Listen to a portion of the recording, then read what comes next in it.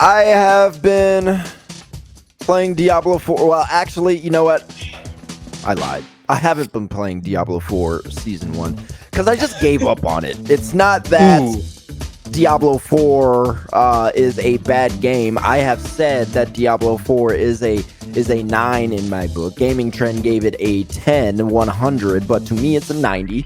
But with the amount of time I have played Diablo 4 and the amount of time I have grinded it a lot in a short period of time, I was hoping Diablo 4's Season 1, Season of the Malignant, would provide something more interesting to do away from the typical regular Diablo 4 stuff, which is, I don't know if that's a fair expectation. I will totally put it out there. I'm not entirely sure that is a fair expectation, okay? But I have to say, when I flip on Season 1, create my Season 1 character, and I have to kind of redo everything, get all the waypoints again, go through the different areas, and literally redo the same activities that I've been doing for the last 200 plus hours, that kind of bothers me because I expect something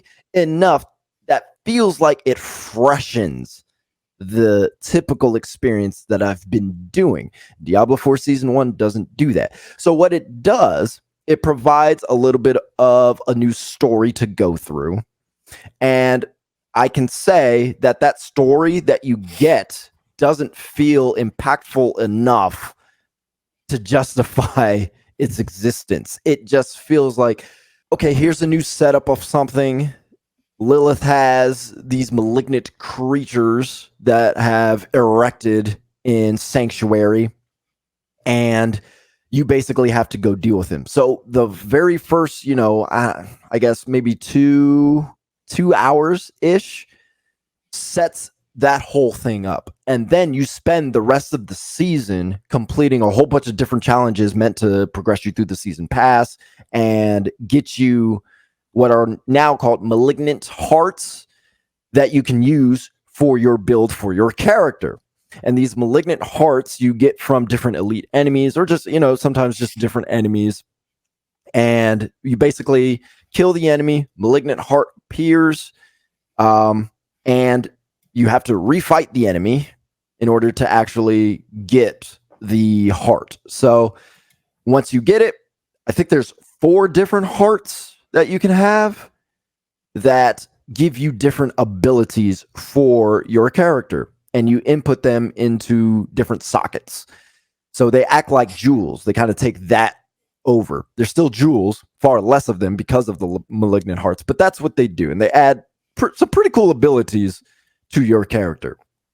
My problem is that in and of itself doesn't give enough for me to make it feel like I'm going to use my character differently. So with the rogue, I have found a build that works for me really, really well. And I don't really deviate from things that work well. I'm kind of one of those min-maxer type of people. So whatever works is what I'm going to go with. And the malignant hearts change it just a little bit, but not enough for me to feel like I need to completely change what I have been doing before so I can really enjoy this thing. So that's kind of the disappointing part. On top of that, a lot of the challenges, at least in the early part of the season, were in Fractured Peaks. I'm burnt out on Fractured Peaks. I don't want to go through Fractured Peaks anymore. We were at Fractured Peaks in the beta 3 times. I went through Fractured Peaks in the review. And now I got to go through Fractured Peaks again. And then none of the activities that you do in Fractured Peaks are actually different. It's literally the same side quest, the same story quest. Nothing is different. And that's the disappointing part. That is what I was looking for. When I go into Overwatch and they have a completely different mode, at least it feels different, even though I don't play it a lot, or at least for a very length of time. It feels kind of different, right? They had that, what was that little Call of Duty mode where you got to pick up the tags off the ground, Noah? Oh, yeah. It was like their version like Kill of Confirmed. Kill Confirmed. Yeah, Yes. where you pick up the like, little orbs things. Yeah, and it felt different. It was like, okay, this is a different way to play Overwatch. This is different Overwatch. Yeah, it feels refreshing. It feels different. Something like that, right? Capture the flag, right? In Overwatch. It feels different. That is not what I get from Diablo 4. That is what I was hoping. That is what I was expecting. Blizzard has said that they're using these seasons as a reason for people to just experiment, try to do stuff, basically kind of create their own fun. And that's fine. And maybe that's why this isn't resonating with me. I kind of want them to kind of get me to do something different because, again, this might be just a me problem. My temperament is I'm just going to do the same thing until either I get completely bored with it and want to do something different, or you force me to do something different. So in terms of season 1, it's like, okay, well, I haven't tried all the characters, so I could create a new character and just make my own fun that way. That's cool. But I could also do that without starting a new season. You know what I'm saying? Like, I don't have to play the season. I could just do the story and do that. I could. The one thing I was hyper concerned about, and a lot of Diablo players were really concerned about, was the idea you had to create a new character for the season. I didn't think it was going to work. It does. It's fine. I didn't feel bad creating a new rogue character. What kind of made it feel okay was the fact that I hit level 20 and 30 really fast. Like, it felt faster than I would through the story. I don't know if that's actually true. So I'm burnt out on Diablo 4 at this point. Like, I need something significant for it to make me come back. I know, if Noah asked me, or if one of my friends asked me, like, hey, you want to play Diablo 4? Absolutely, yeah, because I do love the way Diablo 4 feels. I've just had enough of it. I had too much of it at one time. So at this point, for me, season 1 doesn't really do what I would like it to do to keep me hooked. Well, yeah, like the progression is on a totally new character, right? It seems like very odd. But that's not why I'm burnt out on it. It's mostly because I'm doing stuff that I've been doing. The progression stuff is cool. That's fine. I don't mind starting a new character and re-progressing that character and rediscovering some things I've already been using. But like I said, with Fractured Peaks, I've done all the strongholds like 6 times. I've done the side quests a billion times. That part is like, So you wanted some like fresher content in that area. Yeah, just switch things up a little bit, Like, I didn't get into the season because I just don't have time to play that much Diablo. I think I finished the campaign a week before the season started. That's how behind I was. And the fact that, doing a lot of this in Fractured Peaks, I was not expecting that. I was thinking maybe towards like the oceanic parts, like the sunken, or like all the, I can't remember what the enemy type was called, but it's the part where you go in the coffin in the story. Yeah. I was thinking it'd be somewhere around there, like out on the corners of the map or something, not at the beginning. So let me be clear. There are a lot of challenges that send you to Fractured Peak. So if you want to progress the season and kind of, it's very Destiny-like in like, hey, complete these very specific things in this specific area, so you can like get to the next part of the seasonal story stuff. It's very much like that. It's just the first part of it is in Fractured Peak. So you could go anywhere you want. You can absolutely go anywhere you want because you have to beat the story in order to even do season 1 in the first place. So you can go anywhere you want. You already have your mount, all that stuff. But in order to progress some of the early challenges, it does take you through Fractured Peaks at the beginning. Okay. How long are the Diablo seasons? Are they 3 months? I think they're 3 months, yeah. 3 months. It's kind of a reoccurring theme that I've seen in a lot of like seasonal model video games where whenever you have like a big expansion or like the initial drop, generally the corresponding season is not that heavy in terms of content or complexities. Like, that's usually saved for some of the later seasons that don't drop at the same time as like the base game, which I know season 1 was started afterwards, but it almost makes me think of they're saving some of their uniqueness maybe for later seasons that kind of you're wanting, where it's kind of Diablo still, but it's different things to do in Diablo. Yes. So they had season 1 planned and pretty much not ready to go, but it was pretty much ready to go by the time Diablo 4 was out, and they're kind of working on season 2 right now as season 1 is going, probably finishing it, if not already done, probably moving on to season 3. So in terms of structure, they're doing it right. You know, they're not waiting to the last minute to start they want this thing to be long term, and they are putting things forward in order to make that happen. What I wonder is if they're just being that ambitious with this, or even if that's what you're talking about is their end goal. I'm not sure. I don't know why you just wouldn't lead with a bang to start season 1. You know, like why wait to do something really interesting from the start? I don't know if that's because they want to ease people into it. If that is what they plan on doing, I wouldn't understand that logic. I'm like, lead with something that captures me and gets me looking forward to the next season as well as I'm doing season 1. Mm-hmm.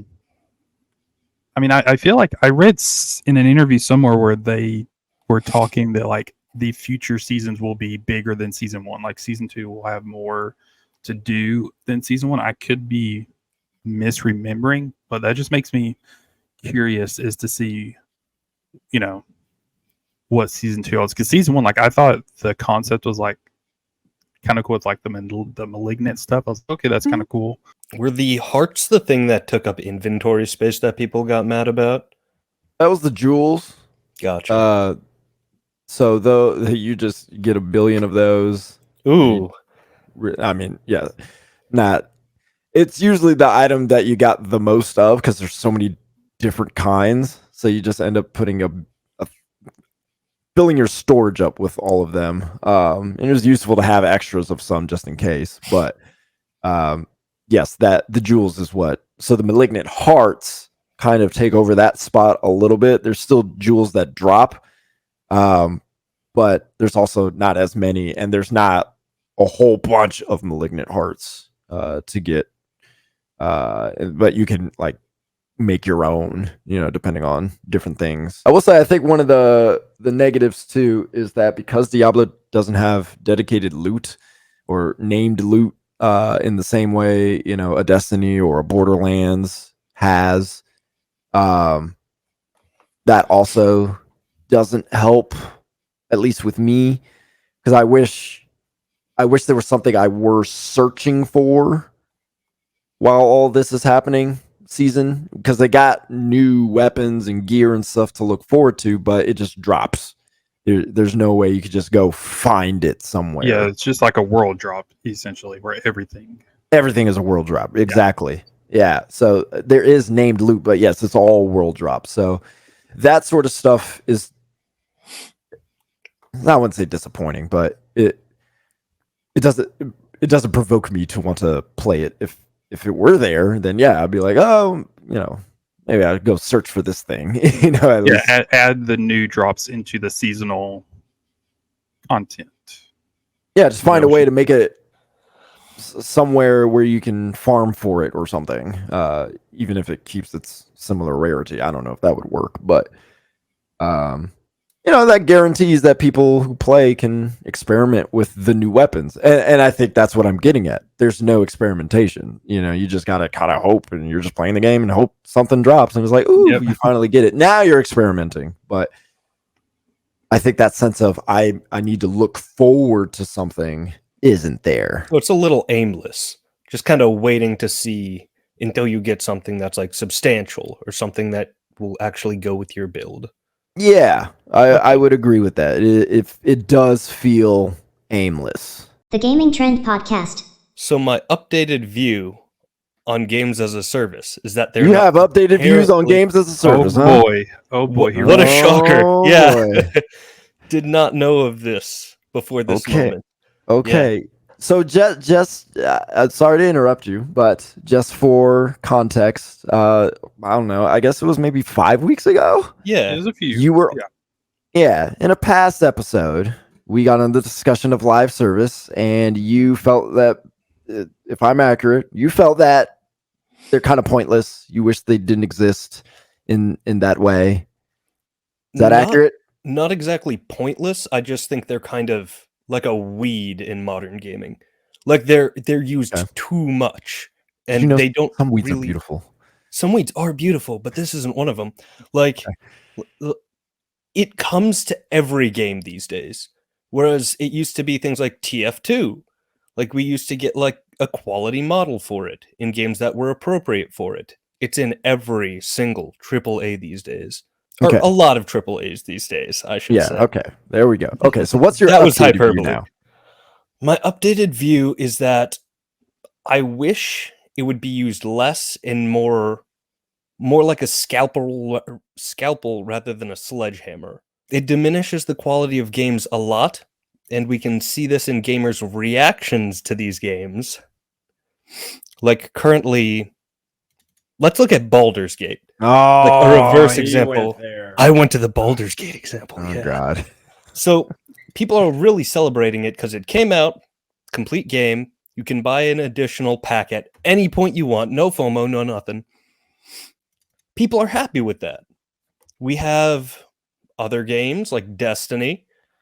Noah, I do not mean to rag on your favorite game, but it has some really unfortunate monetary practices.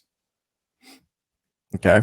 Like making the bundle cost of the in-game currency slightly under what you need to buy a pass. That's kind of messed up. I think that a lot of things that are currently in Destiny we can see reflected in the GDC 2022 Destiny presentation. They talk a lot about how they're building a train station, not a train. They were directly talking about how the previous model of games as a product was about creating a great game right off the bat. Like it would come out and it would either be great, like let's look at Bungie's previous legacy of Halo.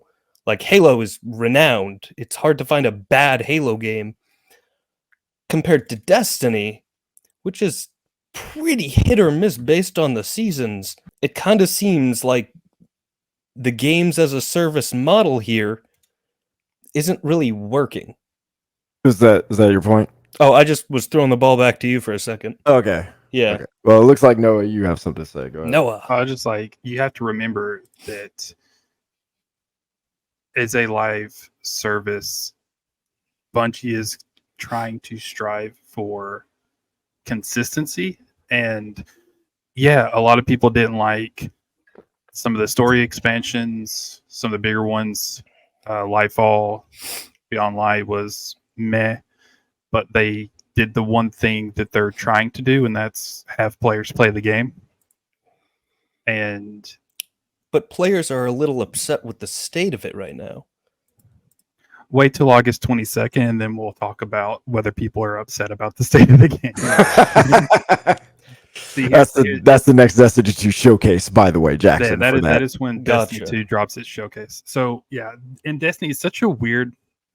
I could talk about this because I'm watching it all the time. It's a crazy organism. And I've said it before. Destiny 2 players are the ones who will criticize the game, hate on the game, dislike it, threat, community managers, all of this crazy stuff because they love it so much, and that's the one game that they play and they love to play. So at the end of the day, they cannot agree, they can dislike stuff, but they're still playing the game, which Bungie's eyes are, if we can keep them playing, That's money in our pockets that funds the studio that pays the bills. Wait, he said at the GDC conference that the whole point of their train station model was that they were going for speed and velocity over quality, and that they could Yeah. focus on quality later. Which, Bungie, their philosophy is they don't want to over deliver. Literally. No, he said that they had quality content ready to ship and that they didn't release it because that would be a hard standard to Yeah, that's what over match. delivering means. They don't want to over deliver. Crazy, right? Like, that's good content that could have been released But for here's a game. Here's what you have to realize, though. If you're a live service game who is going to be expected to constantly dish out content, Exactly. if you set a new bar, you're just going to keep being expected to raise that bar. This is my exact problem, is that, like you just said, it's a live service problem. It's a games as a service problem where, because they have to keep reaching this new bar, right? They can't release that quality content. So what you are talking about is true. Obviously, Bungie said it, but you have to think about the context by which they came to this place. This is you said this is GDC 2022, right? Yes. Okay. When did they become independent? What is it? 2019? So Ish. they were under Activision at first. And Activision, we saw the contract. They wanted them to put out basically the Call of Duty model. They wanted Destiny, the big main game, DLC in between, and then the next Destiny, and then DLC in between, and expansions, whatever, and then the next Destiny, and that was supposed to last for the next 10 years. Okay. That's the model that they were under. That is what Activision was going to put money towards. So right there, they already have a situation where they have to create this content within a certain given amount of time. And and the expectation is that it has to be up here at the top every single time. But they felt like they were being constricted. And from day one, I was like, y'all worked with Activision after Microsoft? That is who y'all got? Okay. That's on you. And it didn't work out for them. So they get from under Activision, go independent, get into the free-to-play model, because that is, at this point, with the live service, they had to get into the live service model, because with the type of game that they were building, it's the only way Destiny could exist. Otherwise, we'd be waiting 8 years for the next game. And they ain't got that kind of time. They got people to employ. They got to keep like people are working there. They can't just be working on the thing. At some point, there does have to be the business side of things where they do have to recoup some of this cost that they are incurring from developing the game. So logically go into the free-to-play model. Since then, I have always made the argument that they have not figured out how to adequately monetize. Like how the new content plus a season pass, rather than just being like, buy the new DLC or get a season pass at both now. That seems like double dipping. If you buy the annual expansion, you get that season included. It's just you have to buy the deluxe, big edition to get all of the seasons. What he's saying though is that both exist. Pick one. Oh yeah, it's tough. Yeah, it's tough. It is double dipping.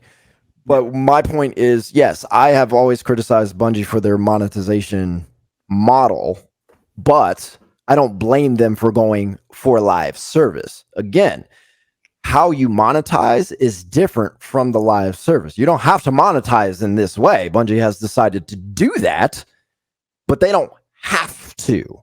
This is the problem Overwatch currently has. Most people are critical of the monetization. Overwatch 2 was just a fumble. It was just straight up a fumble. Absolutely, it is a fumble. There's no question about it. Yeah. Not putting out the PvE, just canceling it. They should have never announced it in the first place. I stand by that. They should have just kept it behind closed doors and tried it. If it didn't work out, nobody knew. But now heroes are locked behind the Battle Pass too. Again, monetization model. That is part of how do we get people to pay. That is a strategy for people to pay. That is a monetization model. That is not a exclusively. Well, like a you live said service. earlier, the live service kind of demands the most needy monetization scheme possible. That is not That's always why true. This is not it's- always true. It's not always true. Knockout City took one monetization model. Season pass. Knockout City. I haven't even heard of that game, to be honest. Wait. Well, it's a live service game. Can you And mention more? Can you give me some more examples of like good live service monetization? that is a good. Just because wait, time out. Just because you haven't heard of it doesn't mean it's not a good live service monetization model. Oh no, I'm not saying that. I'd just like to know of some that I might like know. Like I'm just but asking good for live few. service monetization. I don't know. I mean, most. That's subjective.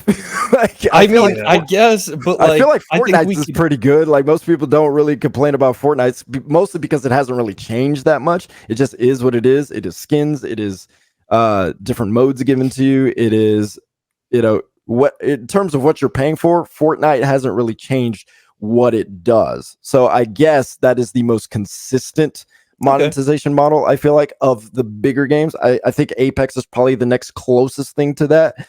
But in terms of what Destiny is doing, I mean, it is a different beast because they're trying to provide story content. They're trying to provide similar things to what Fortnite does in terms of skins and all that stuff. A little Overwatchy in there as well. So Destiny is a complicated beast when it comes to live service stuff. It does mix everything in it. But my point in bringing up Knockout City, especially a convoluted beast. Like I look at the Steam store for like buying which you need a guide for that. It can get confusing. Oh, absolutely. Yeah. I mean, that's not new or like new to the franchise. I mean, people have talked about the entry point for D2 has just been rough for years, and Bungie has made some strides, but nothing significant. But I don't think that's detrimental because of the live service model. I mean, I'm just saying for me, I'd prefer to wait even many years for a game that's complete right off the bat than, I guess, slowly slog through subpar service. And I would say that is an unrealistic expectation, and that's what most people don't understand how gaming about worked this whole for thing. years, though. But the budgets have exploded. Yes, that's part of the games problem. Are different too. Yeah, now games are $70 foundationally instead of $60, or financially, or the way you foundationally lay out a game and have plans for the game. I think it varies. Like live service games are not bad, but not every game needs to be a live service. Right. I believe that entirely. That's my problem with it right now. Is that it seems like a lot of games are just leaning into live service to be live service. Sure, it's a money decision, and you have to think about what companies are looking at that. It's hard. It's the hot thing. It's what brings in the money. Exactly. And I think that overcomes the like art aspect sometimes, or a lot of times, is that it's about monetization over the art. And which I recognize completely that they need to monetize to make the art, but oftentimes it goes overboard. I bring up Knockout City because that was a live service game, a multiplayer game, kind of arena style, but set in a dodgeball style game. So it lasted for 9 seasons before it shut down. And I made the argument, I'm not sure Knockout City could even exist in today's environment without being live service, because it costs so much to make a game now that imagine if Halo 3 were to exist in today's age and just exist as a multiplayer game, no new content besides maps, nothing. I'm not sure even that could exist unless, of course, without the help of Microsoft's money on the back end. That's what Knockout City was. That game cannot exist for a length of time without being a live service, because you have to build the game and then you have to continue supporting the game, paying for the servers, keeping those live and all that. I'm not like, Yeah, I don't see how that so game much. I don't see how that game stays around. It probably wouldn't even last as long as it did without being a live service. And that's a perfect example of a game that needs to be live service. Right. So what I'm saying is live service is separate from monetization model. That's all I'm saying with that example. Knockout With that City, example, live. yeah. Yes. And so what I'm saying, even with a game as big as Destiny, that's still a live service game, but the monetization model, yeah, there's some schemy stuff up in there. Yeah, exactly. So now we get, Because right. they have to. Because of No, they don't. They don't. That's the point I'm making. They don't have to. So that's why we, as the consumers, need to separate when somebody is doing something schemy and not just equating it to live service bad. it's definitely more prominent in live service games, I'd say. Sure, of course. Yeah, How else are you going to fund a free-to-play game? exactly. Right. So, Yeah, right. So, the free-to-play, you put it out there, and if you don't do anything with it monetarily, then it's just going to die because you have nothing to pay for the servers and all the stuff that goes with that, licensing fees and things like that. So, so you put a free-to-play game out there, always turns out to be a live service. How you monetize from there is what usually upsets people. Overwatch 2 goes from loot boxes and $60 to play it, $40, excuse me, $60 for the ultimate. And now you go to free to play, which the Overwatch community is not really used to for their game. Skins That's cost because before more. they would pay $60 like a flat price, then they'd have loot boxes where they could get all the skins. But you don't have to pay for it. Yeah, You don't have to. Everything Well, I didn't pay wait. 1 cent during Overwatch, and I got all the blessings exactly. of new maps and content and all that stuff. You So, paid no. $60. Yeah, and I got a good game. Yeah, exactly. Now it's you pay $60 and No, you don't. spend. Oh yeah, Overwatch no, 2, free. My apologies. Yeah. It's free, and you spend. I think they calculated like 300 years it would take to unlock all the characters or skins for free. That you can unlock for free. I guess that's if you want that stuff. I don't want that stuff. Yeah. I can play Overwatch. I don't give a flip. I'm playing that's Overwatch 2 just fine. That's a big problem for a lot of players, is that their progression, something a lot of players value, is locked behind that gate. And that's fine. And that's for them to decide if they're upset with that or not. But Yeah, again, and a lot of gamers are. And Overwatch 2 is and now they- the lowest rated game on Steam. Well, why is it? Is it because it's free to play, or is it because the monetization model? I would say the monetization model Okay. comes with the free to play. I don't know why you keep saying that. I don't agree with that. Yeah. How does it? Yes, monetization comes with free to play. You have Yes. to. You have Exactly. to monetize. No, that's You what have I. to. But do you have to monetize that way? No. But Blizzard has chosen to do that. The market has spoken. They don't like it. Now the question is, does the money speak that way? I don't know. But what we see is, yes, a lot of people are upset at this. So a game like Baldur's Gate comes out. It's huge. Massive. It's wonderful. And it is 97% on Steam right now. and it's done. Yes, exactly. A lot of people would like that with their free-to-play games, with their live service games, of course. But the difference is they had that game in early access. They had the ability to build upon something that they've already been doing. So this is the peak of what they've been doing. Same engine. And then they had publisher backing to be able to do that.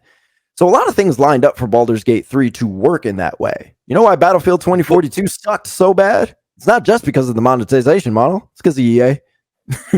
EA wanted something that was not Battlefield. It's not something that DICE is good at. They And were so, chasing trends. It got drawn and quartered in 5 different directions during development. It was a mess. exactly. And so it failed, obviously.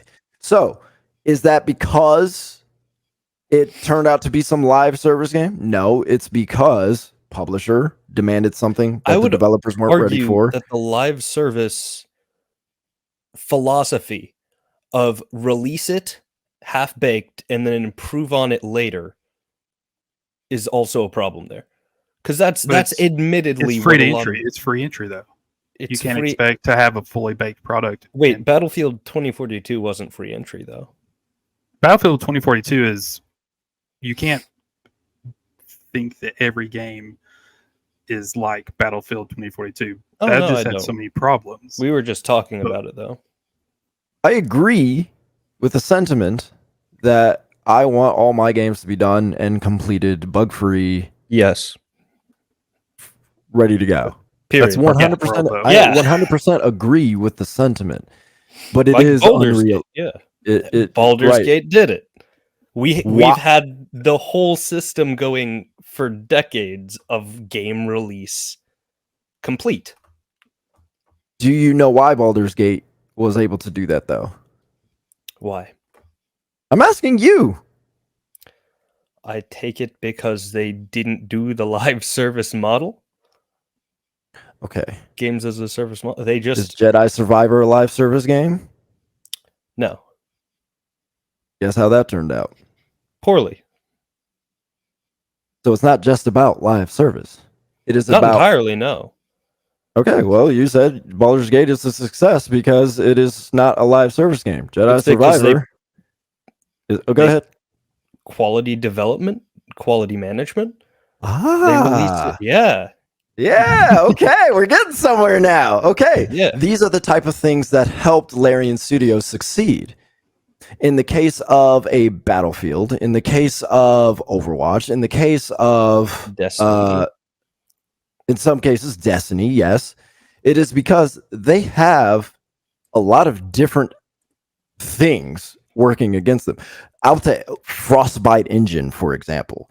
EA made I don't remember how many years ago it was, but they were trying to cut costs, of course. So they wanted every studio to use the Frostbite engine because it costs more money to use third-party engines. So everybody was using Frostbite engine, and it didn't work for a game like Dragon Age. And so Dragon Age and Anthem, I believe, also had the problem with Frostbite engine. So those games had longer development, tougher times, all that kind of stuff, because EA decided to make everybody use an engine that didn't work for the type of games that they were making. Guess what? That helps a game come out worse. Yeah. Larian Studios didn't have that problem because they've been using the same engine for years. So you have Overwatch with their current situation.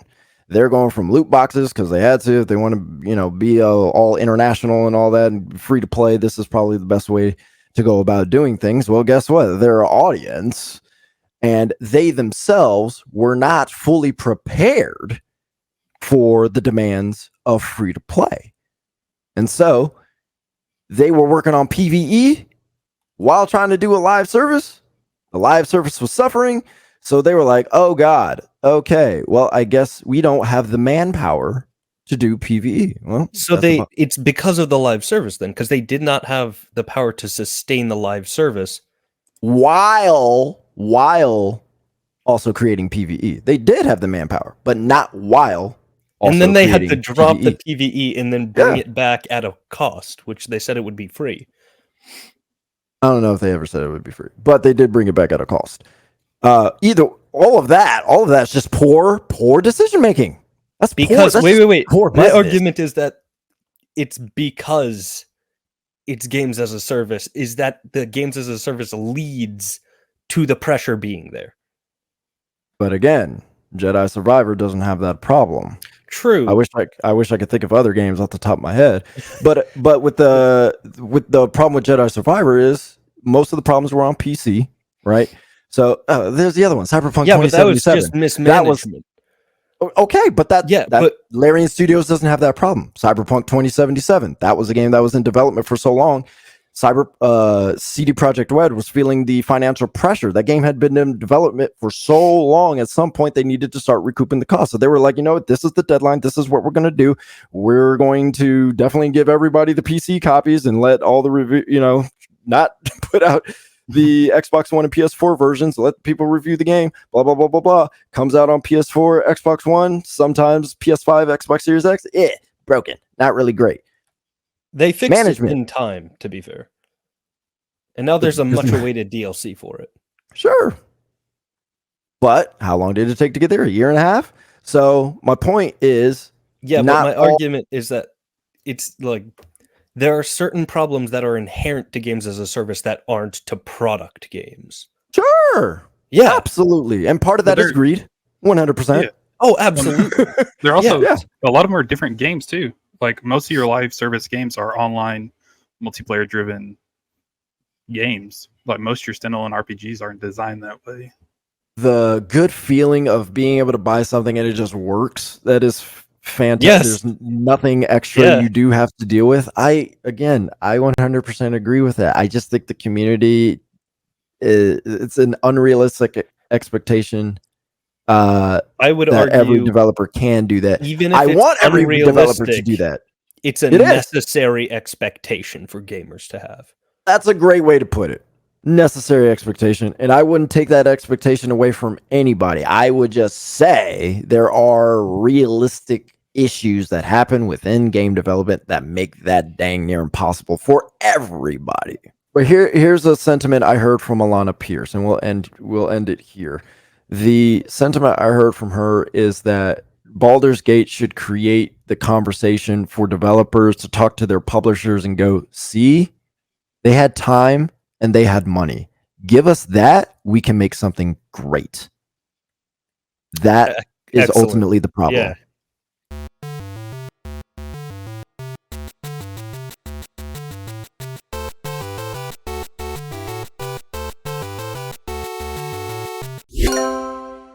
Noah, I'm sorry, but before we get into this, the name of this, I mean, it could lead to all kinds of weird thoughts. Tower of Fantasy. What kind of fantasies are we talking about? Especially when your, main intrigue is the anime, like cool looking, designed characters and stuff. Oh no. Yeah, it's kind of crazy. I don't know if we'll be able to pull up gameplay, but you're gonna notice at first if you're watching the video, it's going to get a lot of comparisons because it is a Genshin Impact clone. It does a lot of things that Genshin Impact does, acts a lot like it.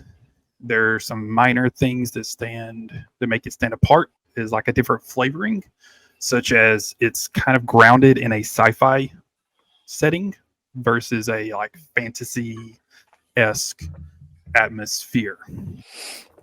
But it plays just like Genshin. It's going to get compared to that because it is, in my opinion, a superior product. It's a third-person action RPG developed by Hota Studios. I believe they're a Chinese developer. I know they're a subsidiary of Perfect World, which is a Chinese publisher, or one of the biggest. It feels like a subpar version of the combat for Genshin. There's some elemental affinities for the weapons. Didn't really give me an opportunity to test it out. Most of my initial game time was in dialogue scenes. There's a lot of cutscenes, kind of JRPG-ish in how it's laid out. The story, it's kind of complex and almost feels like they did a Yahtzee with it, where they took like some elements with the dice roll, threw them out on the board, and we're like, okay, we'll do it in whatever order the dice plays. Basically, you're on a planet that looks like it got copied out of a Ratchet and Clank video game. Very not cel shade-ish, but it's got that little cartoonish animation style to it. More like a Fire Emblem.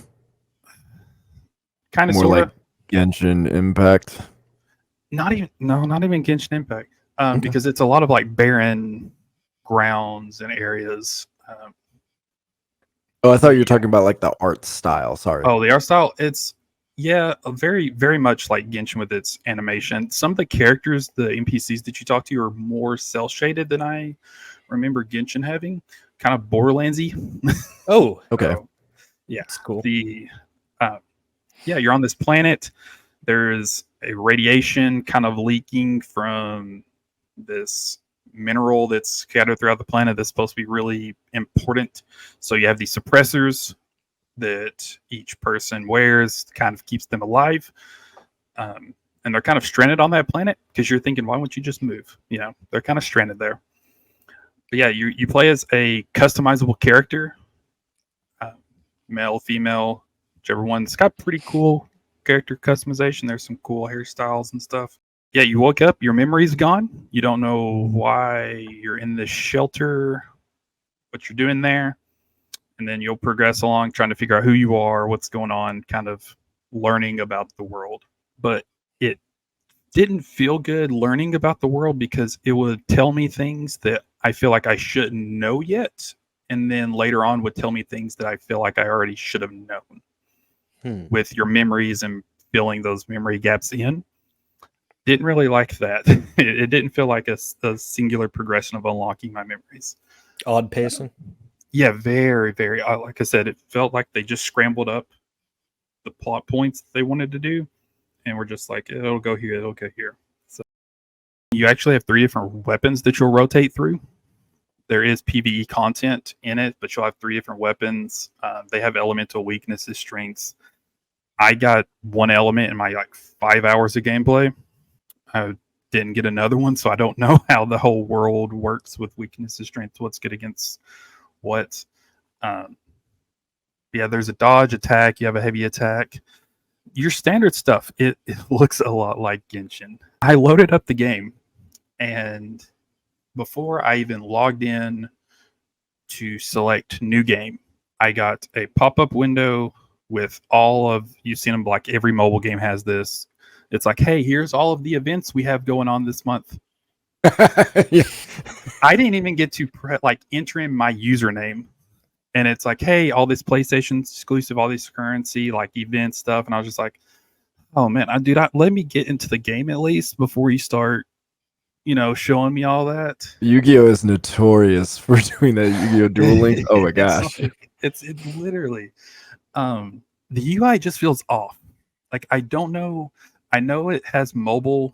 It was developed for mobile too and PC, but the UI, the navigational, just feels off. Like some menus you navigate with the D-pad, some menus you have to navigate with the analog. It doesn't tell you which one. You just have to kind of figure it out. And some sections you have to scroll through with the directional pad. Some, once you swap over, it changes to the analog. Doesn't tell you what button to use for what. Just very odd UI. It definitely feels like a port. Like this game was not designed for controller. One of the things that really annoyed me, because I've never seen a game do this. Whenever it's progressing, like, hey, you unlock this new weapon, so go equip this new weapon. It pops you up into the your character menu. It's like, hey, to unlock this and select it, press square and X at the same time. I'm on PlayStation, by the way, and I've never had a game to select something make me hold square and X like for the button. So it threw me off. It feels off. I would definitely like to see that cleaned up. Maybe some adjustments. Wish that could all, come post launch and an update, that kind of thing. Last thing, it, describes itself as shared world. I came across like 2 people that were just running. There is some exploration because there's a big map that you can open up into. I didn't get far enough to explore outside like my initial shelter area. I ran across like 2 people. I want to be fair here. The game is celebrating its 1-year anniversary, so I guess it's been out for a year. So is it possible? Is it because everybody's moved on to a different part of the game and you're starting from I closer to the beginning? I don't maybe, but I feel like um, it just dropped for PS5, so I feel like Okay, I see what you're saying. so release, it came out on Android, iOS, Window in December 2021, and then August 2022, I guess, for the West. And then PS4, PS5 was earlier this month. But the starting area is kind of in the lower part, and then the map opens up like diagonally. So I don't know. It could have just been I played it an odd hour, or the instances didn't line up. You know. Yeah, I just kind of found it. I was like, I feel lonely. Shared world. Where's my friends at? I need some companions. Yeah, That's what I feel like when I start a new character on the Division 2. It's just like, dude, there's nobody here at the beginning. where is everybody. it, like, did I mess up the meeting time? That's what I'm thinking. Like, did I get PM and AM confused? But I don't think the game is bad by any means. I just think that it's just not to the same quality as Genshin. And when I feel Genshin is going to be your main competition because it's been so popular and so, I guess, well received by a lot of people. And it's kind of still the game to play if you're wanting that itch. I just think it could do a little bit more.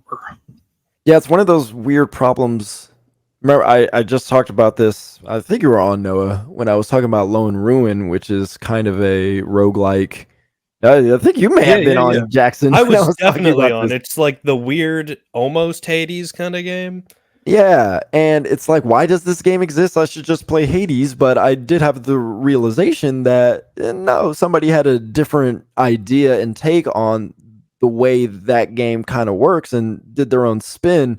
So I was like, no, I'm glad they made it, even though it's inferior. I'm still glad they made it. There's some fun in it. I mean, it's true. There's some fun in it, but this doesn't feel. I don't have that same feeling with this. It does. I do get more of a vibe of like, why does this exist? Like it's a Genshin Chroma.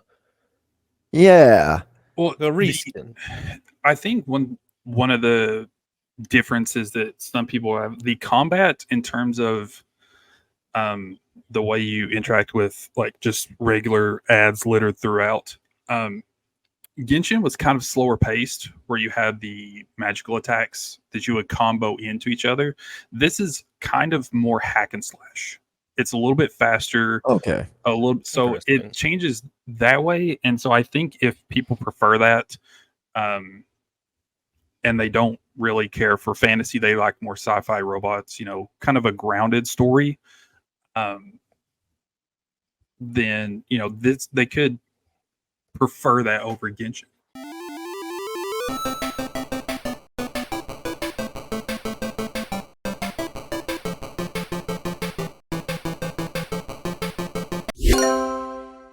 So Dredge, love this game. First 100 I've ever given a game. Wow. So pretty much, yeah, right? Special event. So pretty much it's developed by Black Salt Games. This was their first game, so if you haven't heard of them, that's why. It was published by Team 17. You might know them from Trepang or Blasphemous. Pretty big games. Or a bunch of other games that they've published. Oh, yeah, I was just shooting out two that are pretty popular lately. Here's the premise. You play as a fisherman. You've crashed upon the rocks outside of this small coastal town called Greater Marrow, right? The mayor kind of wakes you up on the dock because he's like shouting orders at people. You go there, you do that. And so you're the fisherman for the town now. He sets you up with a new boat and you're out into the ocean. No jarring exposition dumps, no long intro sequences. It's just you, your boat, and the ocean and whatever fish you can catch. Every time you sell a fish after that for a while, it actually goes back into paying off the debt for your new ship, which I thought was neat. It doesn't overstay its welcome. It's just a nice little narrative element. So pretty much You get onto the open ocean and you're looking for spots of disturbed water, which is where you can find the fish. You just see splashing at the surface. What I really like is that you can actually see the fish under the water in their outlines, so you can tell what species it is and how many there are left, because you can deplete stocks of fish.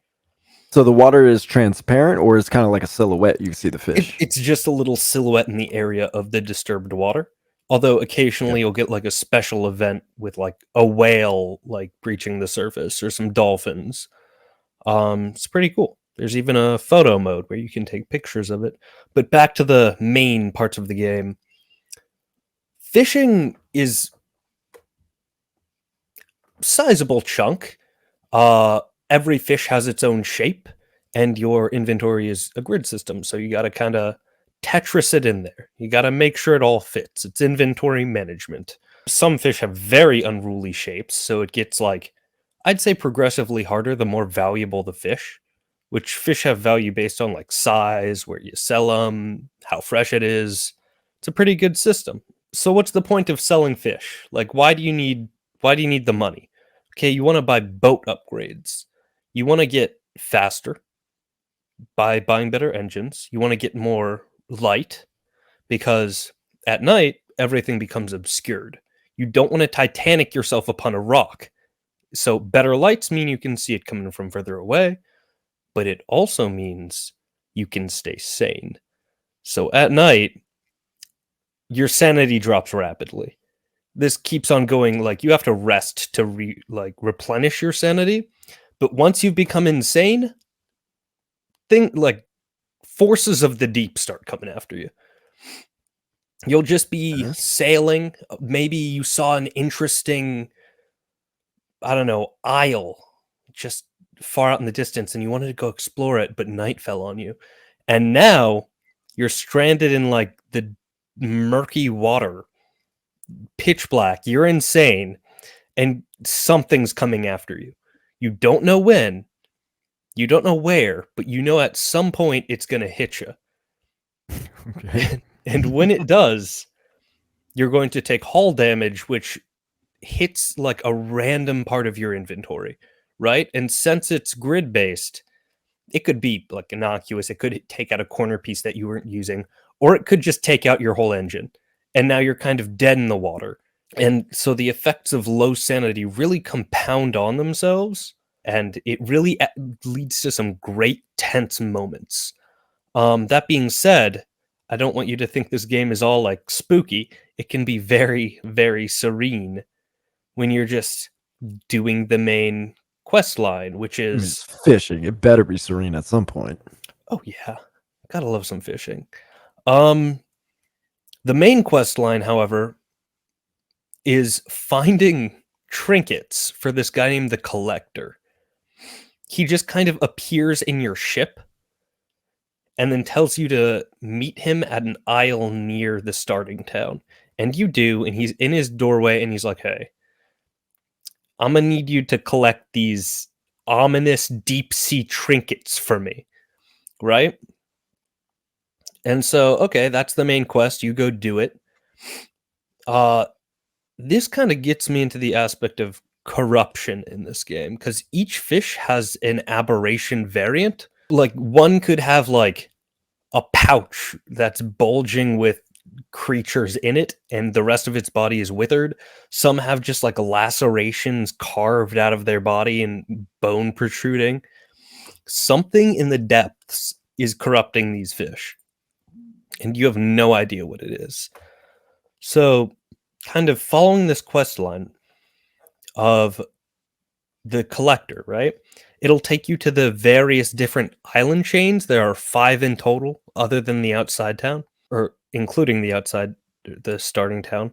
Each one you go to, you pretty much talk to a certain character, and they have their own like backstory. They need you to help them with an issue, and you just play it out like that. What I really like is how, despite the fact that, yeah, this is pretty eldritch horror-y, it's really down to earth. And I think that's what sells it as eldritch horror, is that these are just normal people in this kind of oceanic world who are just trying to get by. They're not like some crazy out there characters. Like one guy is a fighter pilot who's like plane is downed, his platoon is all dead, and he's just trying to survive. It's really down to earth, and I think that sells the horror of it. I'm not sure if you said it, but what is the end goal? Is it just to survive? Just collect things for the collector. That's the main Okay. quest. Yeah. Okay.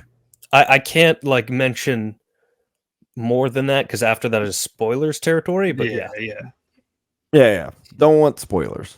Yeah. I just wanted to make sure like it wasn't like survival as well as collecting at the same time, because you talk about all this sanity stuff too. So I'm like, oh great. Yeah.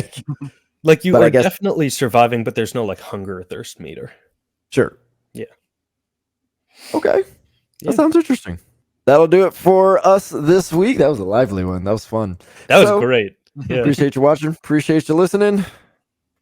Talk to you next week. Deuces. Peace. See ya.